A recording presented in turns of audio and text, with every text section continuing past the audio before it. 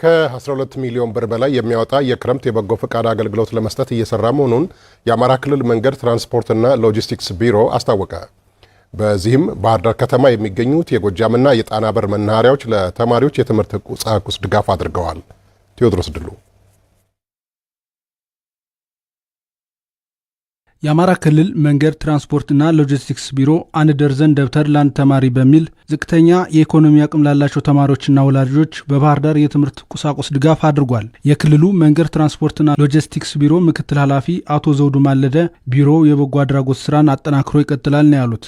በጣና በር መናኸሪያና በጎጃም በር መናኸሪያ በህዝብ ትራንስፖርት ማህበራት አማካኝነት እና በመናኸሪያ ሰራተኞች አስተባባሪነት ለ250 ለሚሆኑ ተማሪዎች 1 ደርዘን ከእስክሪብቶ ጋር በመስጠት ገዛ አድርገዋል። በጣም የሚያበረታታ ነገር ነው። ይሄ ገና ተጀመረ እንጂ አጠቃላይ እንደ ክልል በሁሉም ዞኖች ተግባሩ እየተፈጸመ ነው ያለው ማለት ነው። በአማራ ክልል መንገድ ትራንስፖርትና ሎጂስቲክስ ቢሮ የትራንስፖርት አገልግሎት ስምሪት ዳይሬክተር አቶ ጌታቸው መርሻ በበኩላቸው በተያዘው ክረምት የትራንስፖርት መናኸሪያዎች ከ12 ሚሊዮን ብር በላይ የበጎ ፈቃድ አገልግሎት እንዲሰጡ መታቀዱን ተናግረዋል። በሁሉም በክልላችን በሚገኙ በ252 ሁሉ መናኸሪያዎች ላይ የክረምት በጎ ፈቃድ አገልግሎት ታቅዶ በቅድ የታገዘ ሆኖ እንዲሰራ ወደ ታች አውርደናል። በዚህም 12.9 ሚሊዮን አካባቢ በብር ደረጃ የድጋፍ አገልግሎት እናደርጋለን ብለን ያሰብነው በተለይ ለአቅመ ደካማዎች የቤት አዲስ ቤት ግንባታና ጥገና እንዲሁም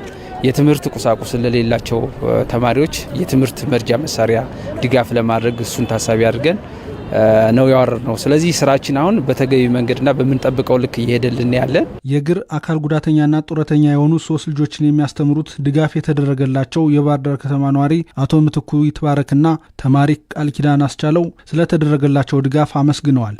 ያው መስራት አልችልም፣ ምኖረውም በጡረታ ላይ ነው። ጡረታ ነው የምኖረው እንጂ ሌላ ወጪ ገቢ ምንጭ የለኝም ነበር።